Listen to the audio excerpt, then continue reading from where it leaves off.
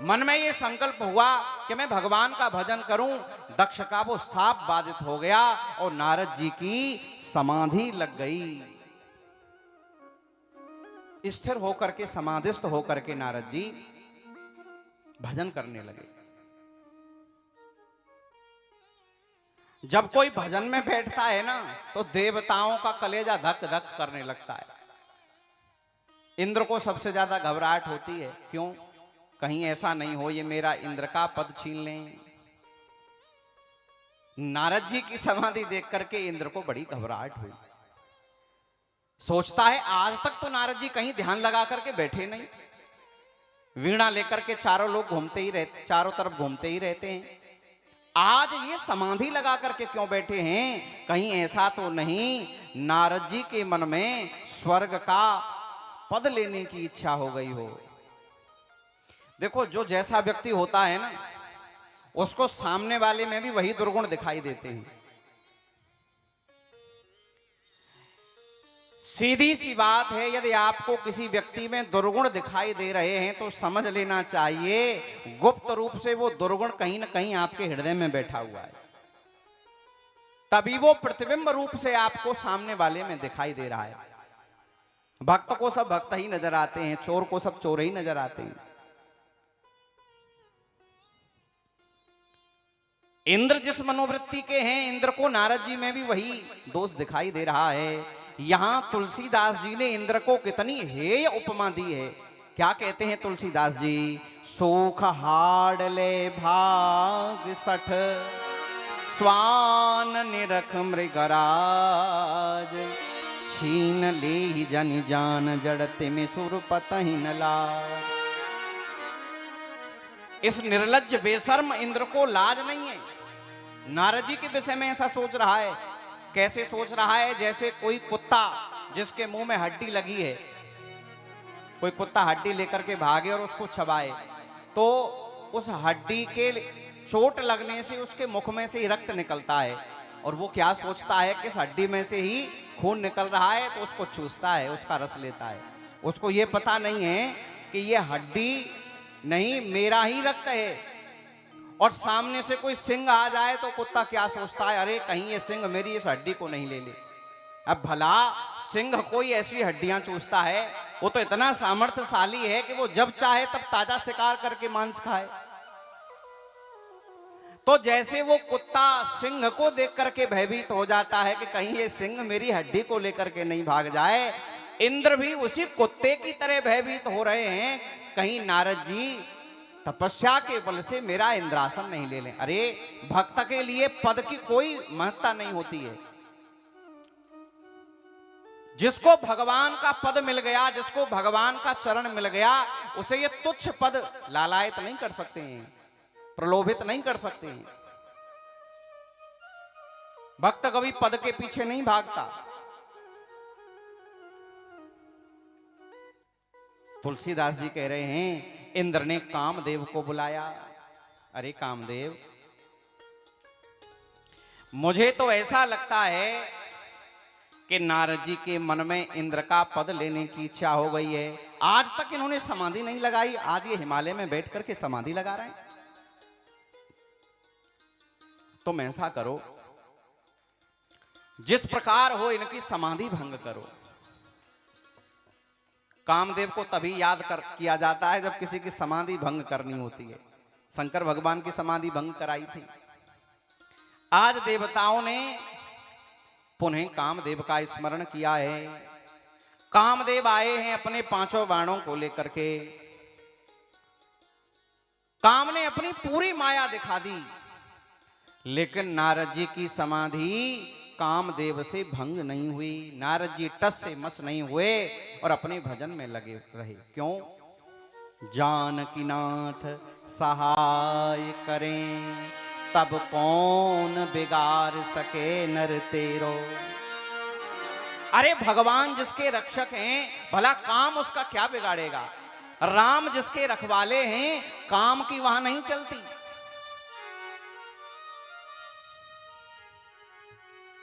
तुलसीदास जी कह रहे हैं काम कला कछु मुनहि न व्यापी, निज भय डरे हूं मनो भव पापी।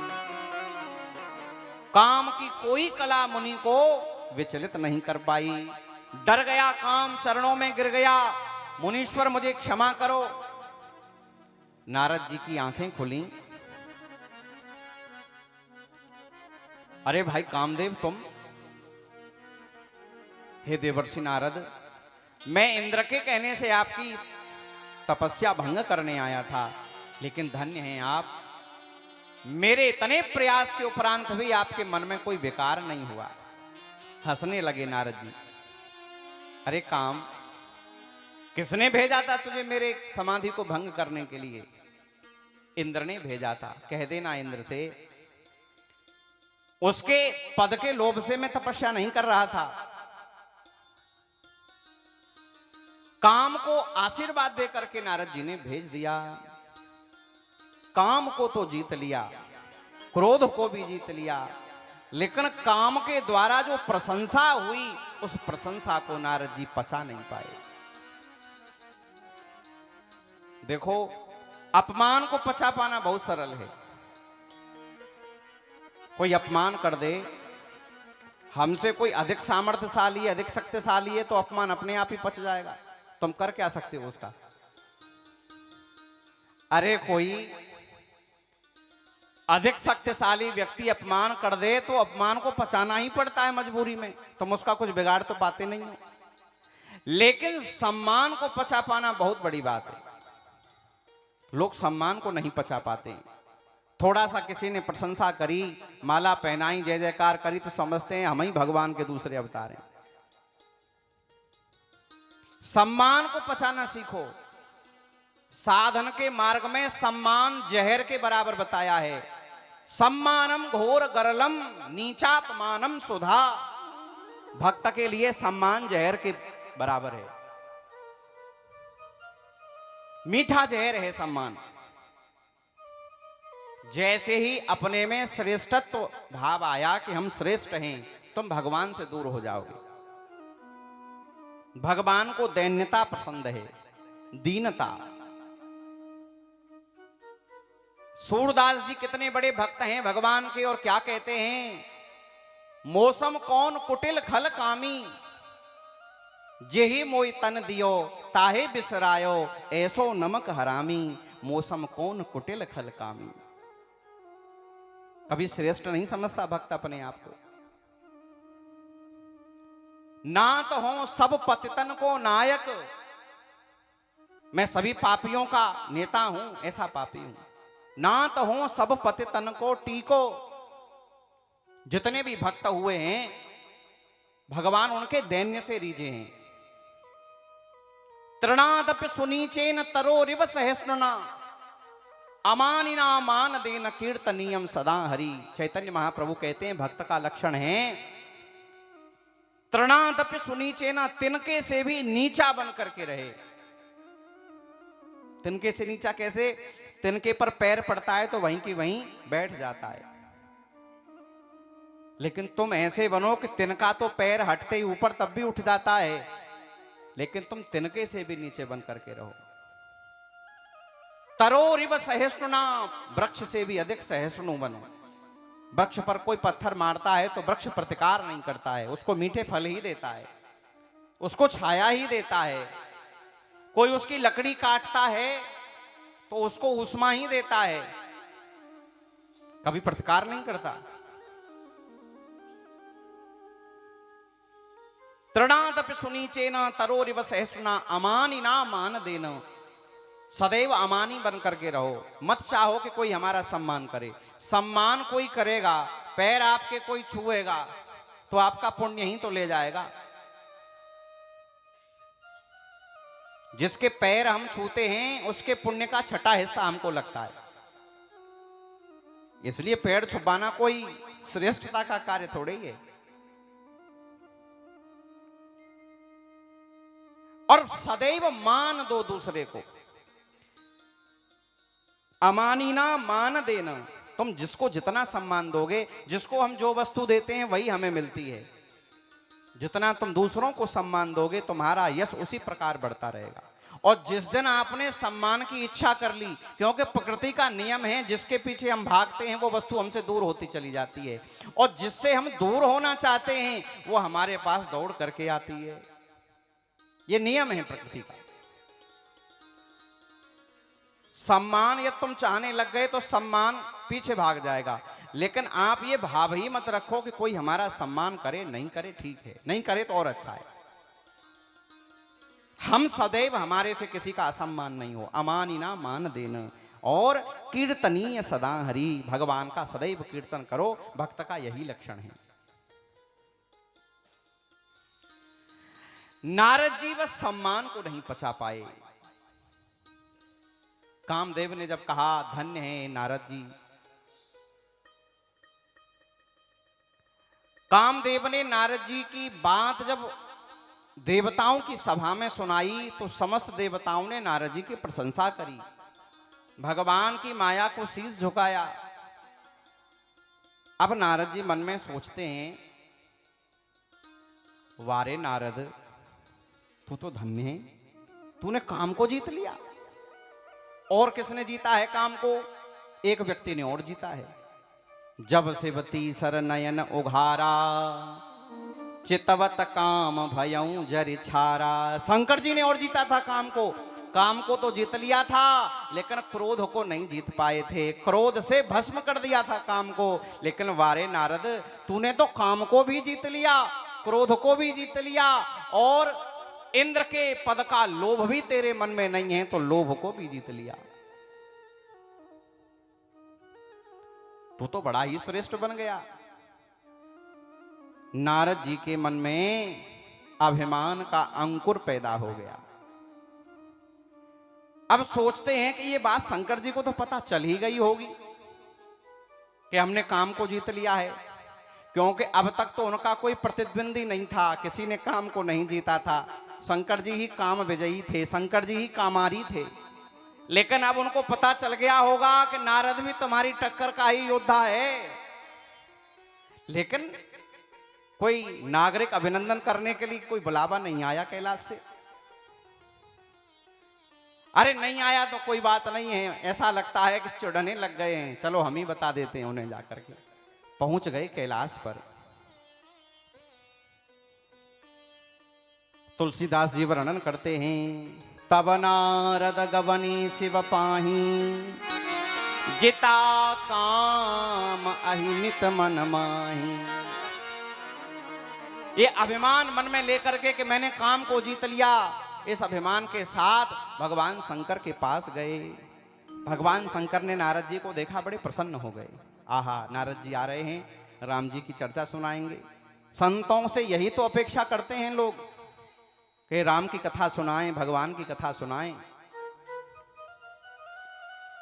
लेकिन आप तो नारद जी पुराने वाले नारद जी थोड़े ही हैं। शंकर जी तो अपेक्षा कर रहे हैं कि नारद जी राम की कथा सुनाएंगे, लेकिन शंकर जी को नारद जी ने राम की कथा नहीं सुनाई, काम की कथा सुनाने लग गए। तुलसीदास जी वर्णन कर रहे हैं, मार चरित शंकर ही सुनाए, मार चरित शंकर ही सुनाए। अति प्रिय जानी महेश सिखाए, अति प्रिय जानी महेश सिखाए। कौन सा चरित्र सुनाया? रामचरित्र नहीं, मार चरित्र। मार कहते हैं कामदेव को। शंकर जी ने पूछा, नारद जी आजकल कैलाश पर नहीं आते हो? अरे क्या बताएं शंकर जी, एक घूमते घूमते हम हिमालय की तरफ निकल गए थे एक बार। अच्छा क्या हुआ फिर? समाधि लग गई प्रभु। ये तो बहुत अच्छी बात है, लगनी ही चाहिए समाधि तो, लेकिन उससे आगे की तो सुनो। शंकर जी बोले, क्या हो गया? कामदेव आया, कामदेव। अच्छा क्या हुआ फिर? खूब प्रयास कर लिया, लेकिन मन में कोई विक्षेप नहीं कर पाया। अरे वाह नारद जी, आप तो बड़े धन्य हैं। और सुनो, क्रोध भी नहीं आया। आपने तब भी जला के भस्म कर दिया था, मैंने क्रोध भी नहीं किया। और कह दिया इंद्र से, जा इंद्र, तेरे पद का मुझे लोभ भी नहीं है। शंकर जी समझ गए नारद जी को बीमारी हो गई। नारद जी को अभिमान रूपी बीमारी ने घेर लिया। तुलसीदास जी कह रहे हैं, अति प्रिय जान महेश सिखाए। अपना अत्यंत प्रिय जान करके, अपना अत्यंत घनिष्ठ जान करके शंकर जी ने उनको शिक्षा दी। क्योंकि शंकर जी कौन हैं? भगवान शंकर हैं गुरु। वंदे बोधमयम नित्यम गुरुम शंकर रूपिणम। और गुरु वास्तव में कौन है? जगत गुरु शंकराचार्य जी अपने ग्रंथों में लिखते हैं, कोबा गुरुरियो हितोपदेष्टा। गुरु कौन? जो तुम्हारे हित का उपदेश करे। गुरु वो नहीं ये पूछे कि बताओ कितना प्रॉफिट हुआ, 10% आश्रम में दो, हैं गुरु पूर्णिमा आ रही है बताओ क्या दान दोगे। ये कोई गुरु का लक्षण थोड़े ही है। गुरु का लक्षण है जो तुम्हें हित की बातें बताए। तुम्हारा हित किस प्रकार होगा वही बात तुम्हें बताए।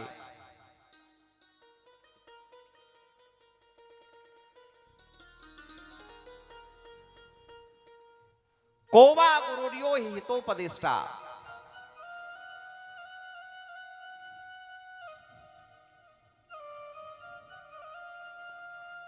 गुरु कौन? जो हित की बातें बताए।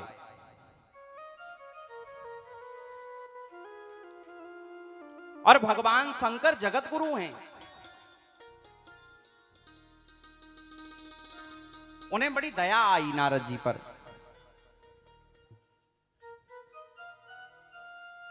और वास्तव में सबसे यदि हितैषी इस संसार में कोई अपना है तो वो सदगुरु ही हैं।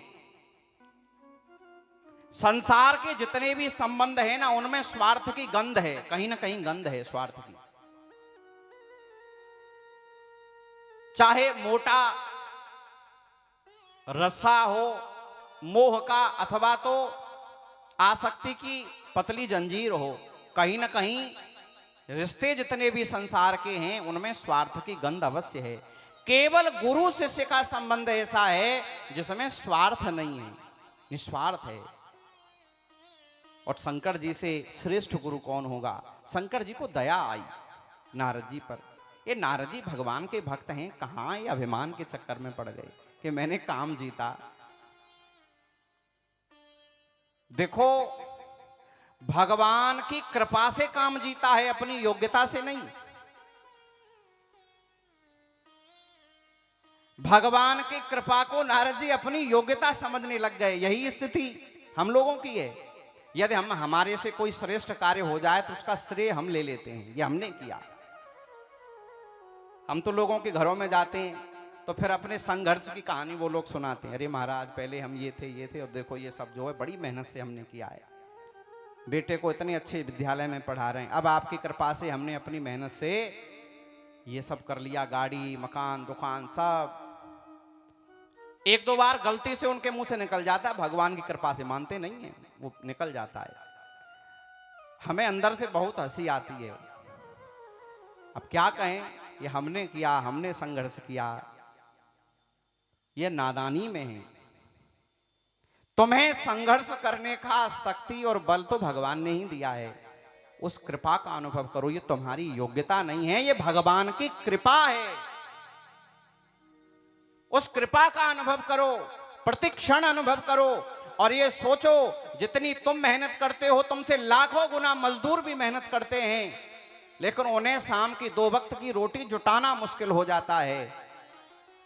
ये तो भगवान की कृपा है,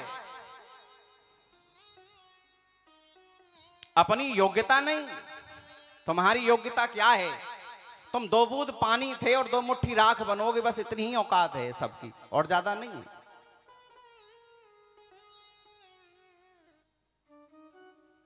और व्यक्ति पूरे जीवन इसी अहंकार में मैंने ये किया, मैंने ये किया, मैंने ये किया, मैं ये करूंगा। तुम कुछ नहीं कर सकते हो, ना तुमने कुछ किया है। तुम्हें जैसी प्रेरणा वो देता रहा है, बस उसी का अनुभव करो कि हमें उसने जैसा हमें करवाया हमने कर दिया, हमारी क्या योग्यता है। नारद जी बस यही गड़बड़ कर रहे हैं, मैंने काम को जीता। भगवान की कृपा को उन्होंने अपनी योग्यता मान लिया। शंकर जी सोच रहे हैं भगवान के इतने बड़े भक्त हैं, ये कहां इस अभिमान में पड़ गए। तो अति प्रिय जानी महेश सिखाए, अपना अत्यंत निकट जान करके, प्रेमी जान करके भगवान शंकर ने उनको समझाया। नारद जी बार बार बिनवऊं मुनि तो ही, जिम यह कथा सुनायहूं मोही। मैं बार बार तुम्हारे हाथ जोड़ रहा हूं, ये जो कथा तुम मुझे सुना रहे हो ना, कहीं बाहर मत सुनाना, कहीं और इस कथा की चर्चा मत करना कि मैंने काम को जीता। नारद जी मन में समझ रहे हैं, देखो चिढ़ गए कि नहीं, क्योंकि अभी तक तो यही कामारी थे, इन्होंने काम को जीता और जैसे इनको पता चला कि एक और प्रतिद्वंदी पैदा हो गया नारद, तो हमको कह रहे हैं कि ये मत सुनाना, कोई गलत कार्य किया है क्या हमने जो नहीं सुनाए किसी को, ढोल बजा करके सुनाएंगे सबको, क्यों नहीं सुनाए, काम को जीता है, कोई छोटी मोटी बात है क्या। शंकर जी बोले मैं हाथ जोड़ करके कह रहा हूं, बार बार बिनवऊं मुनि तो ही, जिमी यह कथा सुनायूं मोही, जो मुझे ये कथा सुना रहे हो ना, ये कहीं सुनाना मत। नारद जी बोले चलो कहीं नहीं सुनाएंगे, हम कहीं जाते आते भी ज्यादा नहीं है, बस नारायण भगवान को सुनाएंगे क्योंकि हम उनके भगत हैं, तो उनको तो सुनाएंगे, बस बोले उन्हीं को मत सुनाना, एक बार किसी और को सुना भी देना, लेकिन भगवान विष्णु को ही मत सुनाना। तीमी जाने हारी सुनाबऊं कबहूं। नारद जी बोले चलो नहीं सुनाएंगे, और चर्चा चल जाए तो, चर्चा भी तो चल जाती है ऐसे ही बातों बातों में। बोले चले हूं प्रसंग दुराये हूं तब हूं, चर्चा चल भी जाए तो इस बात को छुपा लेना, क्योंकि श्री हरि बड़े कौतुकी हैं, जानबूझ करके कहो तो चर्चा भी चला लें। चले हो प्रसंग दुराये तब हूं, यदि चर्चा चल भी जाए तो इसको छुपा लेना। नारद जी बोले ले, ये कह रहे हैं चर्चा चल जाए तो छुपा लेना, अरे कोई गलत कार्य थोड़ी किया है। तुलसीदास जी कह रहे हैं शंभुदीन उपदेश सहित नहीं नारदई सुहान, भरद्वाज सादर सुनो हरि इच्छा बलवान। इतना अच्छा उपदेश दिया है शंकर जी ने, लेकिन नारद जी को वो अच्छा नहीं लग रहा है, नहीं नारदई सुहान। क्यों? भरद्वाज से कह रहे हैं याज्ञवल्क्य जी हरि इच्छा बलवान, भगवान की कुछ और ही इच्छा है। जब गुरुजनों की बातें हमें अच्छी नहीं लगे, माता पिता की बातें हमें अच्छी नहीं लगे, श्रेष्ठ विद्वानों की, ब्राह्मणों की, संतों की बातें हमें अच्छी नहीं लगे, तो समझ लेना समय कुछ ठीक नहीं चल रहा। गुरुजनों की बातें ही अच्छी नहीं लग रही हैं। कह रहे हैं तुलसीदास जी अत्यंत हितप्रद उपदेश दिया है शंकर जी ने, लेकिन वो नारद जी को अच्छा नहीं लगा। क्यों? क्योंकि हरि इच्छा बलवान। नारद जी सोच रहे हैं अरे हमने कोई गलत कार्य थोड़े किया है जो किसी को बताएं नहीं, कम से कम अपने बाप को तो बताएं, ब्रह्मा जी को जाके, कि आपके बेटे ने आपका नाम उजागर किया है, रोशन किया है। ब्रह्मलोक में गए, ब्रह्मलोक में भी उन्होंने ये काम की कथा सुनाई कि मैंने काम को जीत लिया, मैंने काम को जीत लिया। अब नारद जी इस प्रतीक्षा में हैं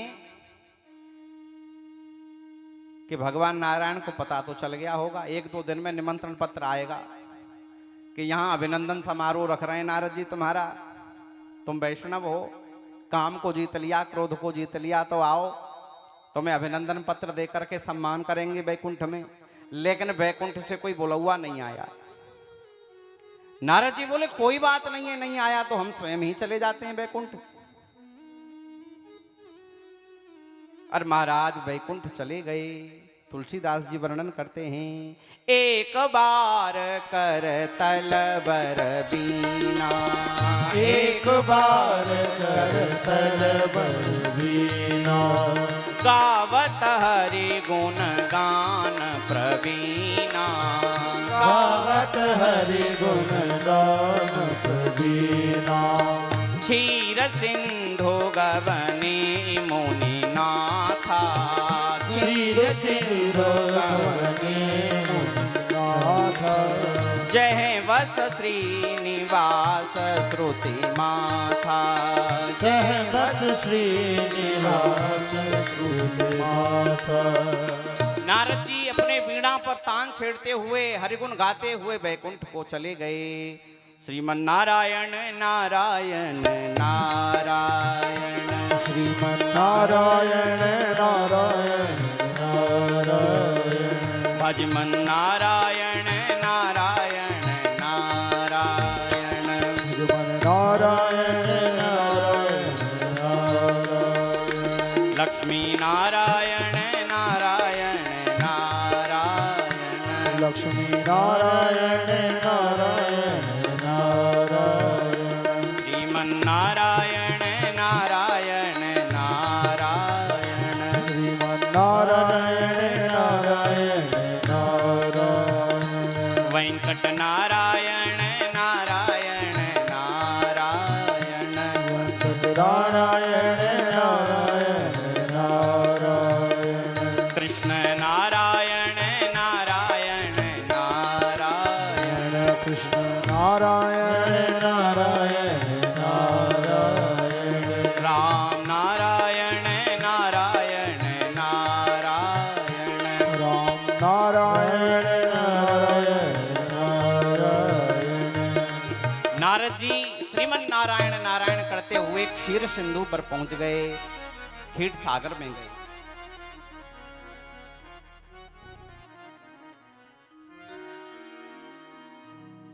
तुलसीदास जी वर्णन कर रहे हैं, भगवान ऐसे कौतुकी हैं श्रीमन नारायण, और जान गए कि ये सुनाने आए हैं अपनी लीला।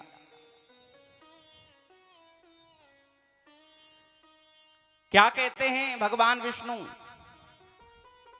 बोले बिहसी चरा चरराया, बहुते दिनन कीन मुनिदाया। नारद जी ने जैसे ही प्रणाम किया ना, तो प्रणाम नहीं करने दिया, हृदय से लगा लिया।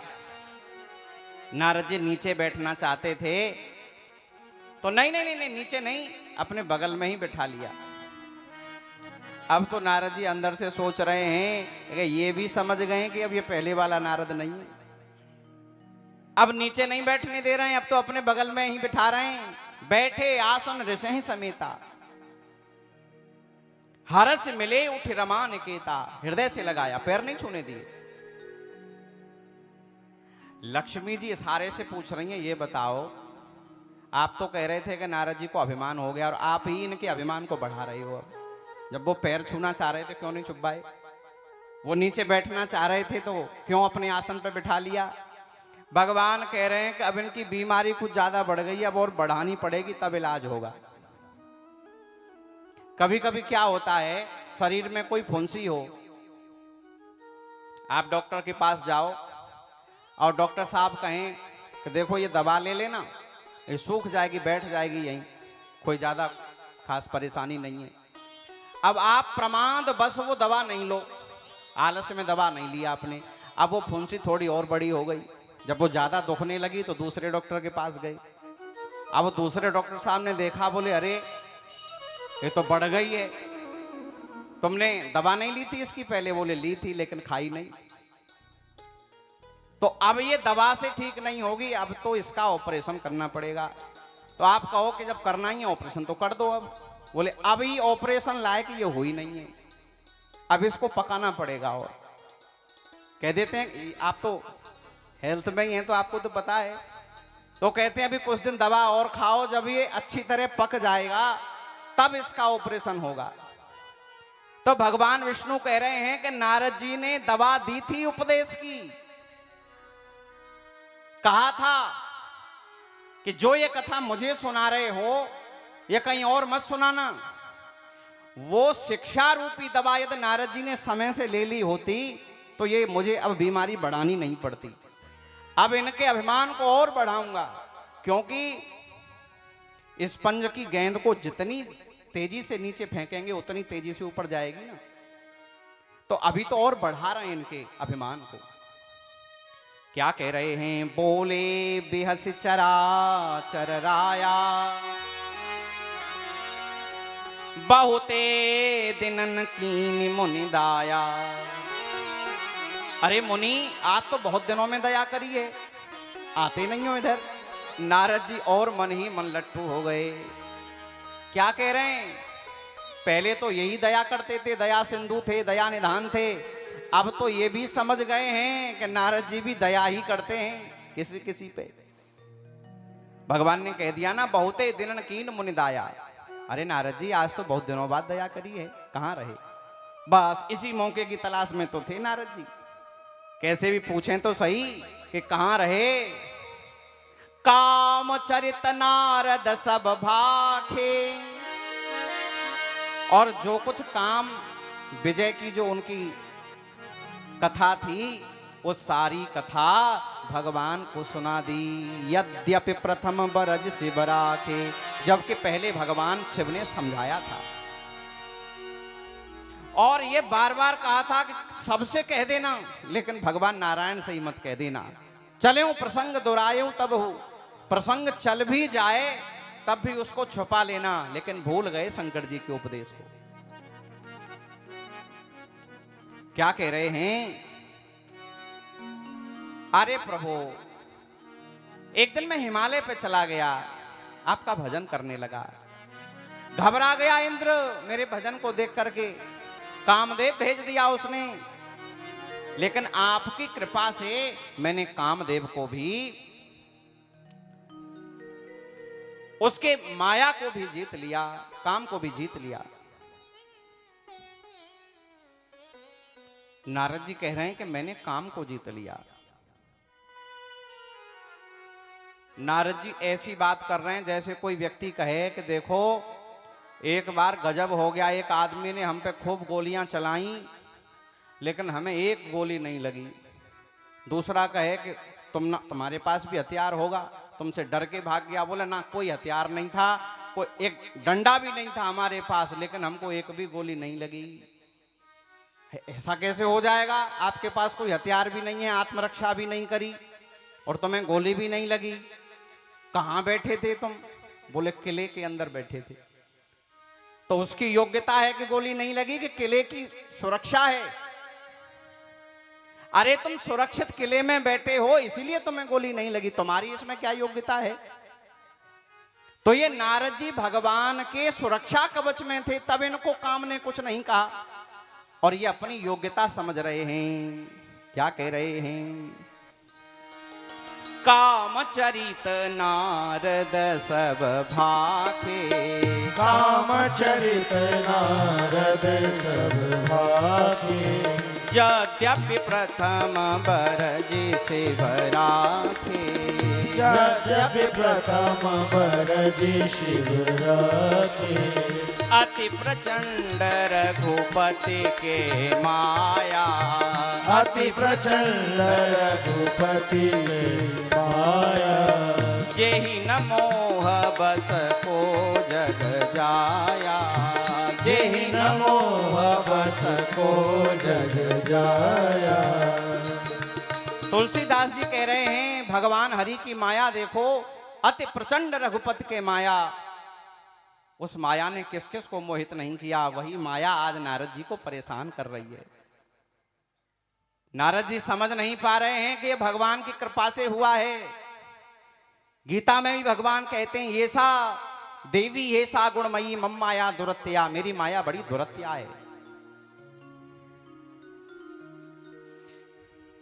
भगवान ने रूख बदन करे मृदु बचन, बोले श्री भगवान तुम्हारे सुमिरन ते मिटे मोह मार मदमान। भगवान ऊपर से मंद मंद मुस्कुरा रहे हैं लेकिन अंदर से बड़े रूखे हैं। क्या कह रहे हैं? अरे नारद जी, इसमें कोई बड़ी बात थोड़ी ही है, आपका कोई सुमिरन कर ले, उसके काम क्रोध लोभ मिट जाएं, आप तो श्रेष्ठ हो। अब नारद जी ऊपर से क्या कह रहे हैं? अरे प्रभु, सब आप ही की कृपा है। नारद कहूं सहित अभिमान, कृपा तुम्हारी सकल भगवान। सब तुम्हारी कृपा है, मन से नहीं कह रहे हैं, होठ से कह रहे हैं बस।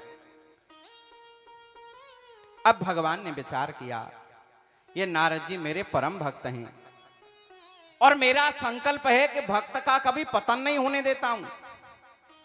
तो इनके अंदर, इनके हृदय में अभिमान का जो बीज प्रकट हो गया है, वो बट वृक्ष बने इससे पहले ही उसको उखाड़ दूं। अब भगवान ने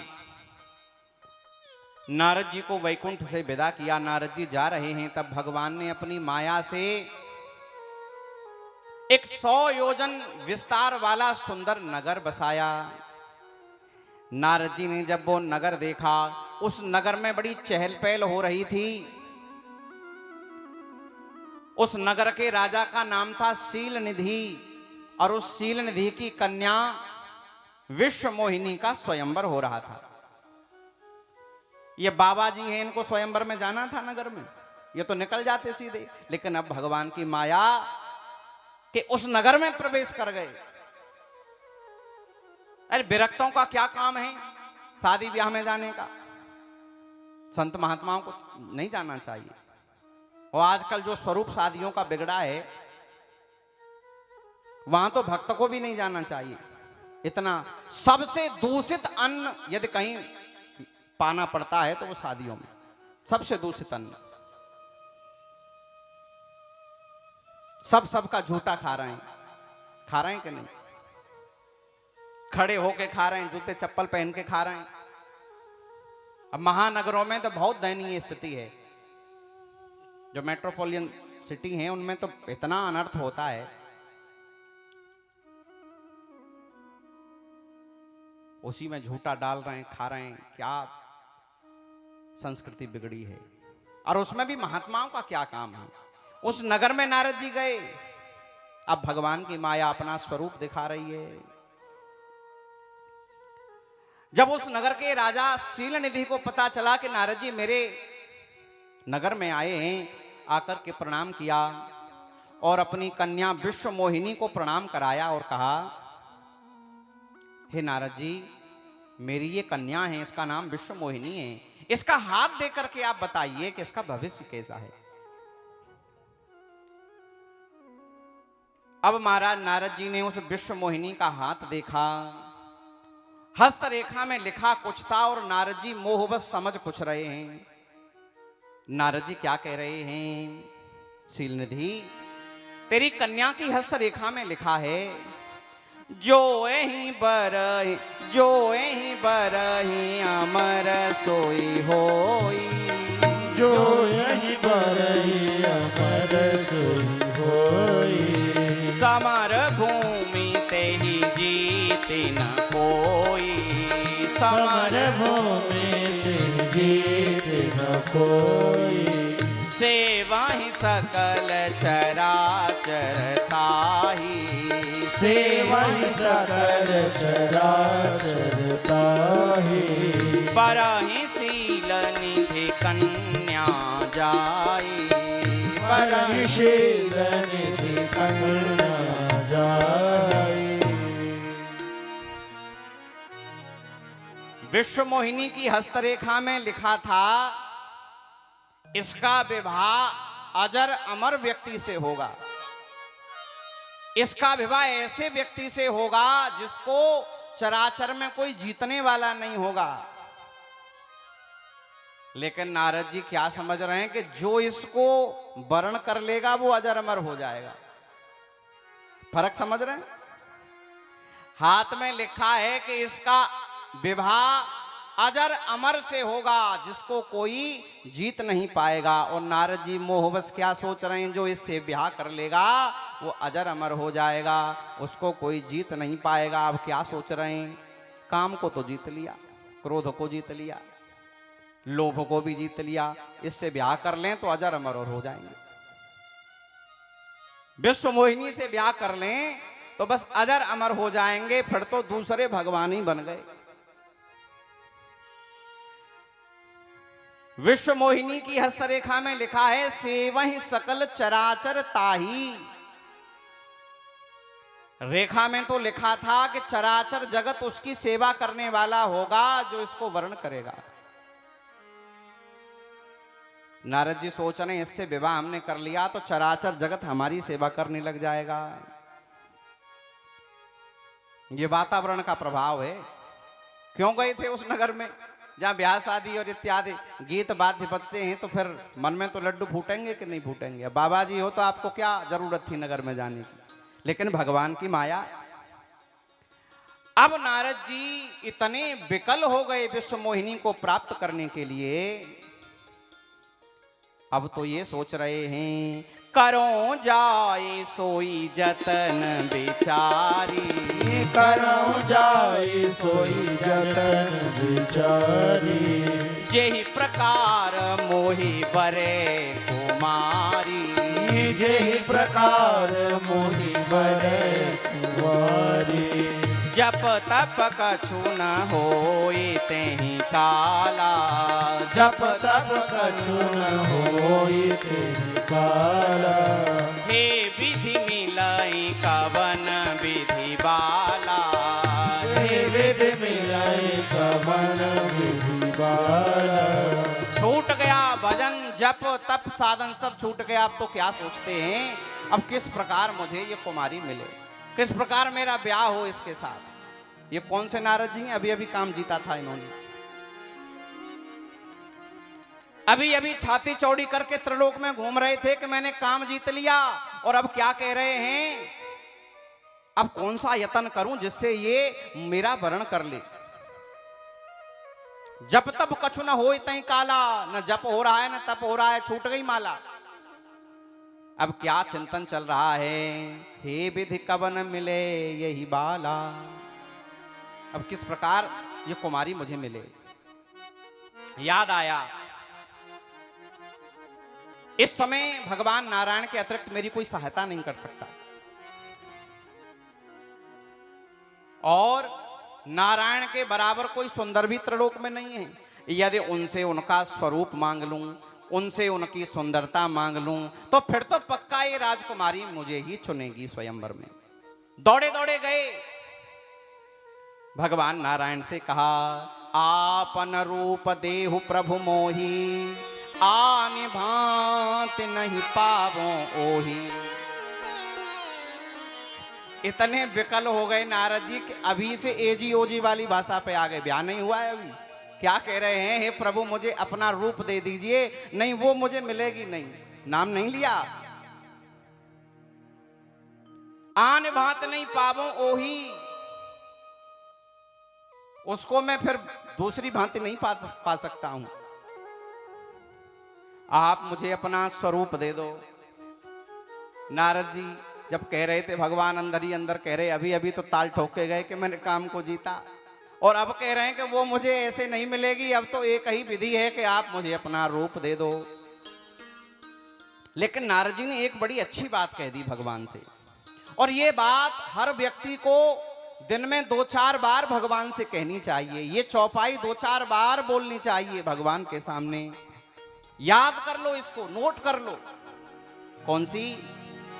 जेहि विधि नाथ होई हित मोरा, जेहि विधि नाथ होई हित मोरा। करहूं सुबेगी दास में तोरा, करहूं सुबेगी दास में तोरा। जेहि विधि नाथ होए हित मोरा, जेहि विधि नाथ होई हित मोरा। करहूं सुबेगी दास में तोरा, करहूं सुबेगी दास में तोरा। नारद जी ने एक बहुत अच्छी बात कह दी कि हे नाथ, जिस प्रकार मेरा हित हो वही करो, मैं आपका दास हूं। यही आप भगवान से प्रार्थना किया करो। हम नहीं जानते कि हमारा हित किसमें है। हमें नहीं पता कि हमारा हित कोठी बनाने में है, कि बंगला बनाने में है, कि बेटे का ब्याह करने में है, कि गाड़ी खरीदने में है। हमारे हित को आप हमसे अच्छा जानते हो। तो जिस प्रकार मेरा हित हो आप वही काम करें। और वास्तव में हम अपना हित नहीं जानते। हम बहुत कम सोच पाते हैं, बहुत कम आगे की सोच पाते हैं, लेकिन भगवान बहुत आगे की सोचते हैं। यदि भगवान पर छोड़ दोगे तो कभी तुम्हारा अमंगल नहीं होगा। उन्हीं पर छोड़ दो। जेहि विधि नाथ होय हित मोरा, करहूं सुबेग दास में तोरा।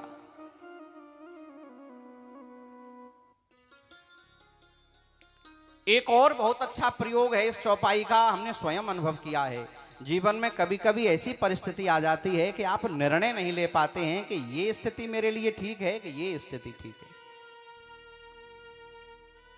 इस चौपाई का आप अनुष्ठानात्मक रूप से यदि जप करें तो निश्चित आपको कुछ दिन बाद पता चल जाएगा कि कौन सा मार्ग आपके लिए ठीक है। भगवान प्रेरणा कर देंगे अपने आप हृदय में। नारद जी ने जब इस प्रकार कहा कि जेहि विधि नाथ हो हित मोरा, करहूं सुबेग दास में तोरा, तो भगवान ने कहा जेहि विधि हो हैं परम हित नारद सुनऊं तुम्हार, सोई हम करवनान कछु बचन नमृषा हमार। नारद तुम तो कह रहे हो जेहि विधि होय नाथ हित मोरा, तुम्हारा हित नहीं, जिसमें तुम्हारा परम हित होगा मैं वही करूंगा। क्योंकि मैं अपने बालक को कभी दुखी नहीं देख सकता। जिसमें उसका परम हित होता है मैं वही करता हूं। तुमने तो हित की बात कही है, लेकिन तुम्हारा परम हित जिसमें होगा हम वही करेंगे। और फिर यहां स्पष्ट कह भी रहे हैं भगवान, क्या कह रहे हैं? कुपथ मांग रुज व्याकुल रोगी, कुपथ मांग रुज व्याकुल रोगी, वेदन दे सोना हूँ मुनि जोगी, वैद्यन दे सुना मन जोगी, माया विवश भये मुनि मूढ़ा, माया विवश भये मुनि मूढ़ा, समुझी नहीं हरि गिरा निगूढ़ा, समुझी नहीं हरि गिरा निगूढ़ा। भगवान कह रहे हैं नारद जी, कोई रोगी कुपथ्य मांगे वैद्य उसको देता नहीं है। कोई बालक बीमार हो जा और मैया से कहे कि आइसक्रीम चाहिए, चॉकलेट चाहिए, मैया देगी? और कोई रोगी जाए और डॉक्टर के पास कहे, डायबिटीज का मरीज हो और उससे कहे कि मीठी दवा दे दो, कड़वी दवा नहीं खाई जाती है, डॉक्टर तो कभी नहीं देगा जो कुशल वैद्य होगा। मांगने पर भी रोगी को वैद्य कुपथ्य नहीं देता है, क्योंकि वैद्य जानता है कि कुपथ्य देने से इसका रोग बिगड़ जाएगा, इसका स्वास्थ्य बिगड़ जाएगा। भगवान कह रहे हैं हे मुनि नारद, व्याकुल रोगी को भी वैद्य कुपथ्य नहीं देता है, जो उसके परहेज की वस्तुएं वो नहीं देता है। उसी प्रकार मैं तुम्हें वही दूंगा जिसमें तुम्हारा परम हित हो। अब यहां खूब अच्छी तरह कह रहे हैं, लेकिन नारद जी मोहबस भगवान की बात समझ नहीं पा रहे हैं। समुझी नहीं हरि गिरा निगूढ़ा, माया विवश भये मुनि मूढ़ा। ऐसे विवश हो गए कि समझ नहीं पा रहे हैं। भगवान ने क्या किया? नारद जी आए तो थे सुंदर बनने के लिए, भगवान ने उन्हें बंदर बना दिया, बंदर का रूप दे दिया। और नारद जी उस मोह में समझ भी नहीं पाए कि भगवान ने क्या लीला कर दी, और बड़े आतुरता से स्वयंवर में चले गए। शंकर जी ये लीला देख रहे हैं। शंकर जी ने अपने दो गणों को बुलाया, बोले यहां आओ, हमारे समझाने पर भी नारद जी ब्याह करने जा रहे हैं, देखो इनकी गति क्या होगी, जा करके हमें बताते रहना। मानो दो संवाददाता लगा दिए साथ में कि पल पल की खबर देते रहना। तो दो रुद्रगण उस स्वयंवर में चले गए। ब्राह्मण का वेश रख करके वो रुद्रगण नारद जी के अगल बगल घूम रहा। अरे नारद जी क्या स्वरूप पाया है आपने, बड़े सुंदर लग रहे हो, ऐसा लगता है कि आपको छोड़ करके विश्व मोहिनी किसी की ओर देखेगी ही नहीं। अब नारद जी मन में बड़े फूल रहे हैं, बड़े प्रसन्न हो रहे हैं। अरे क्यों नहीं, जब भगवान से सुंदरता मांग के आए हैं तो सुंदर तो हैं ही। वहां सभी राजा बैठे हुए थे, उन सबने देवर्षि नारद को आदर से प्रणाम किया, उपहास नहीं उड़ाया। नारद जी हैं, लेकिन जो रुद्रगण थे वो बड़ा उपहास कर रहे थे। नारद जी उस पंक्ति में बैठ गए जहां राजा बैठे थे, लेकिन जिस दिशा में नारद जी बैठे थे उस दिशा की ओर भी विश्व मोहिनी ने नहीं देखा। जेहि दिश बैठे नारद फूली, सो दिश तहि न बिलो की भूली। भूल करके भी उस दिशा में भी नहीं देखा। अच्छा, इसका एक अर्थ और है, ये विश्व मोहिनी है माया, और भगवान की माया भगवान के भक्तों को नहीं परेशान करती है। जानती है विश्व मोहिनी कि ये नारद जी भगवान के बंदर हैं, भगवान ने तो बंदर बनाया है। अरे उस दिशा की ओर भी उस माया रूपी विश्व मोहिनी ने नहीं देखा। जो नारद जी के पास बैठे थे उन राजाओं पर भी दृष्टि नहीं डाली। इसका अर्थ है कि जो भगवान के भक्त के साथ भी रहता है ना, तो उसको भी भगवान की माया नहीं सताती है। और उसी स्वयंवर में भगवान विष्णु एक राजा के रूप में आए थे।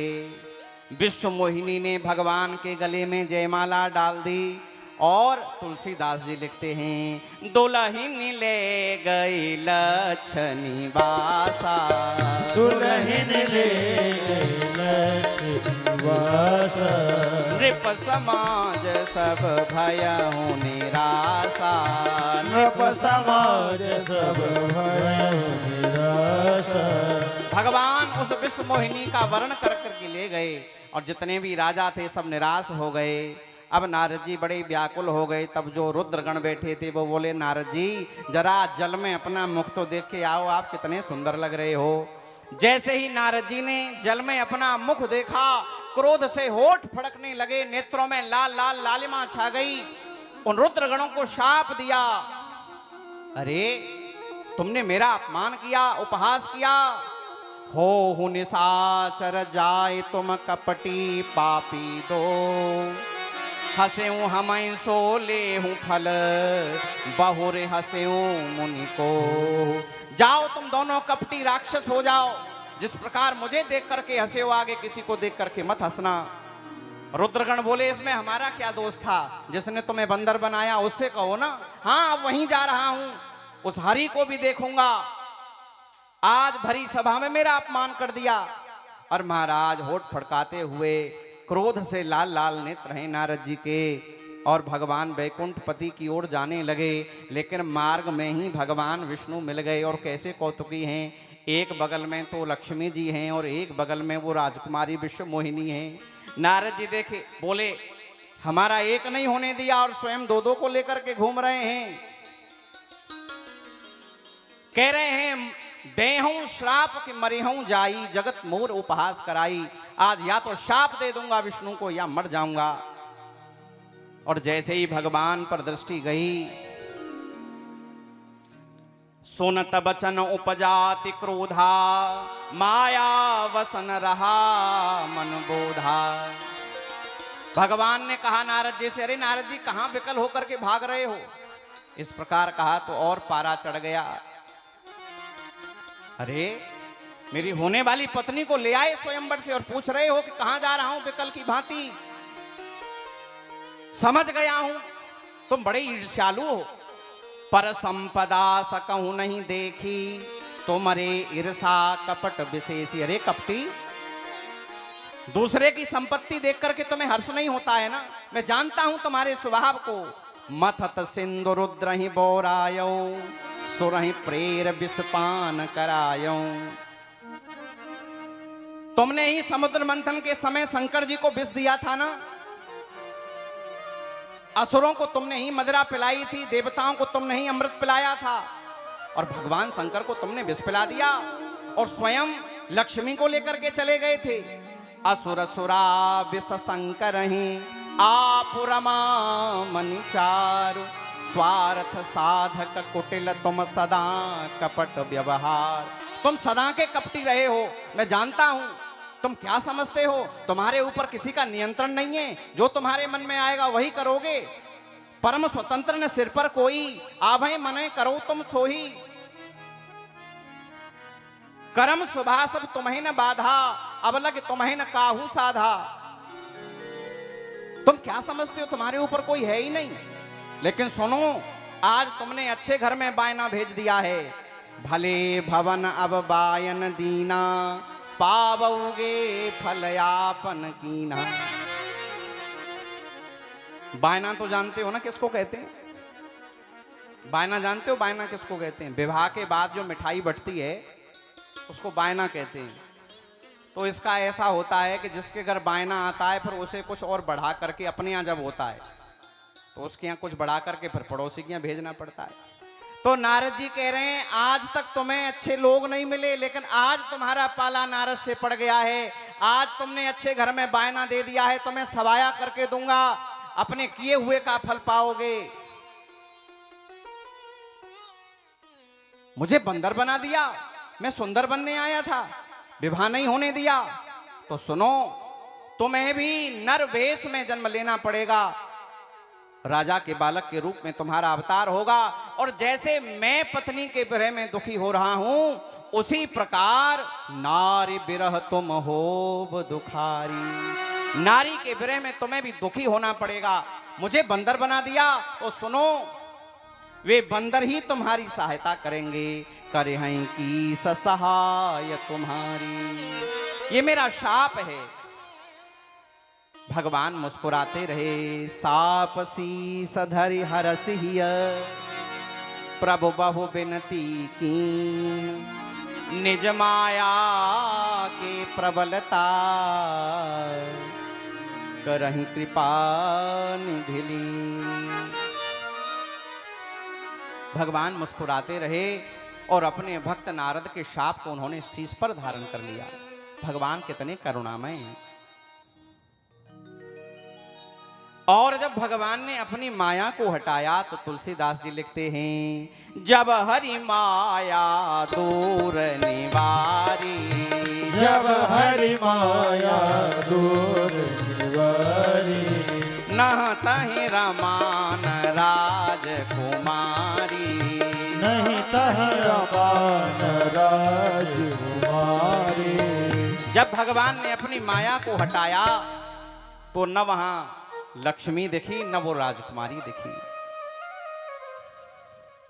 और जैसे ही भगवान की माया हटी, नारद जी भयभीत हो गए। अरे प्रभु, मुझसे क्या अपराध हो गया? तब मुनि अति भय, तब मुनि अति सभीत हरि चरना, गई पाहि प्रणतारति हरना। भगवान के चरण पकड़ लिए नारद जी ने। प्रभु, मुझसे अपराध हो गया। मृषा हो मम साप कृपाला। हे प्रभु, मेरा शाप मिथ्या हो जाए, मेरा शाप झूठा हो जाए, मुझसे क्या अपराध हो गया? भगवान ने कहा, मम इच्छा कह दीन दयाला। नारद, ये सब मेरी इच्छा से हुआ है, तुम्हारा इसमें कोई दोष नहीं है। प्रभु, मेरे मन में ग्लानि भर गई है, मैंने आपको शाप दे दिया। भगवान ने कहा, जपहु जाय शंकर सतनामा। शंकर जी के 100 नामों का तुम जाप करो, तुम्हारे हृदय में अवश्य विश्राम होगा। शंकर जी सबको विश्राम देते हैं, शांति देते हैं। धन्य है भगवान। स्वयं साप को स्वीकार कर लिया, लेकिन अपने भक्त का अहित नहीं होने दिया, क्योंकि जानते थे नारद को अभी लग रहा है कि मेरा सुख विवाह में है, लेकिन नारद का सुख विवाह में नहीं है। भगवान जानते हैं हमारा कल्याण किसमें है। भागवत में कथा आती है, कर्दम जी से स्वयं कहा कि तुम विवाह कर लो, और नारद जी ने खुद कहा कि मेरा विवाह करा दो, नहीं होने दिया, क्योंकि जानते थे भगवान के कर्दम का कल्याण विवाह करने में है और नारद का कल्याण विरक्त रहने में है। जीवन में कभी प्रतिकूल परिस्थिति आ जाए, तुम्हारे मन से कुछ न हो ना, तो समझ लेना कि भगवान हमारा उपचार कर रहे हैं, कुछ कड़वी दवा दे रहे हैं, जिसमें हमारा कल्याण है, वही काम कर रहे हैं। दुखी नहीं होना चाहिए।